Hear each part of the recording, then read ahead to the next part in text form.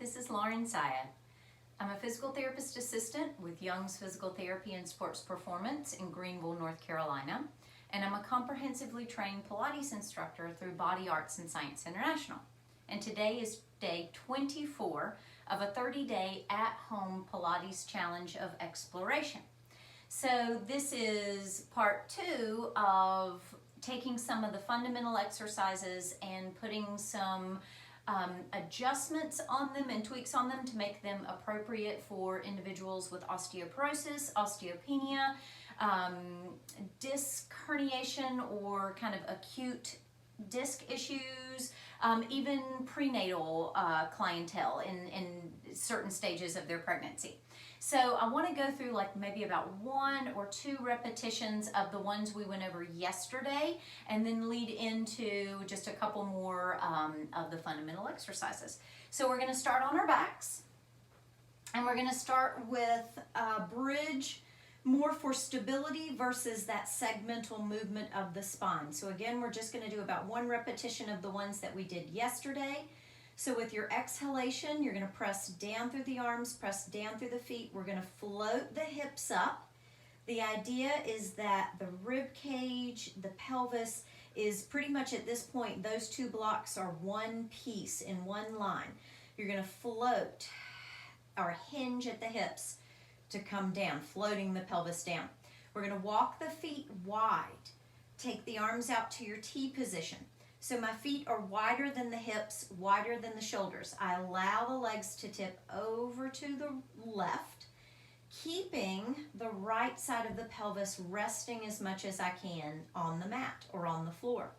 I exhale to bring the legs center, and then I allow the legs to tip to the right. Same rules apply. Ribs resting, pelvis resting. So this is a spin on your spine twist, supine. And then we walk the feet back a little closer together. I'm going to keep my arms out at that T position. I'm going to go into my single leg lift. I'm going to alternate that, 1 foot down and then other leg, or transferring the weight but keeping a foot down. The leg changes, moving from single leg lifts to leg changes. One leg floats up, the other leg floats up. We're trying to maintain the head resting on the mat, the ribs resting on the mat, and the abdominals drawing in versus popping up. We tap 1 foot down and switch, breathing naturally.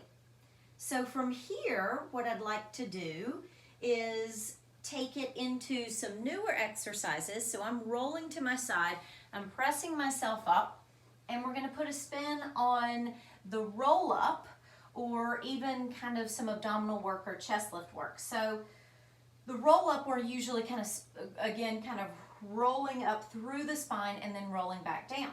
But what we'll do here is we'll actually keep the knees bent. I want to make sure that, again, the block of the head and chest and kind of rib cage area sits right over the pelvis to begin. And then from here, what I'm going to do is I'm going to take the trunk, and I'm going to hinge back. I'm going to the point that I can still maintain my spine and those blocks without having to round or extend. I should say flex or extend the spine.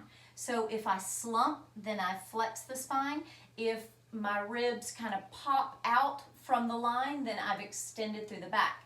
So if I can keep the front and the back working together, keeping that spine in a lengthened but kind of natural state, that's what we're working on here. So more of a hinge motion.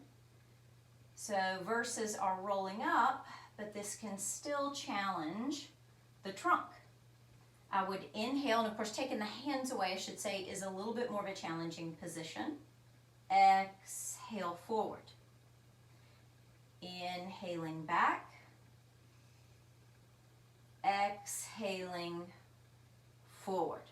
So that's a little spin on your roll up, and then we can come back down onto our backs and move into our single leg circle. So not really anything that you have to change with the single leg circle. I am going to extend my alternate leg. I've got my right foot or ankle flexed. I'm going to go through 5 circles. Inhaling for a circle, exhaling for a circle.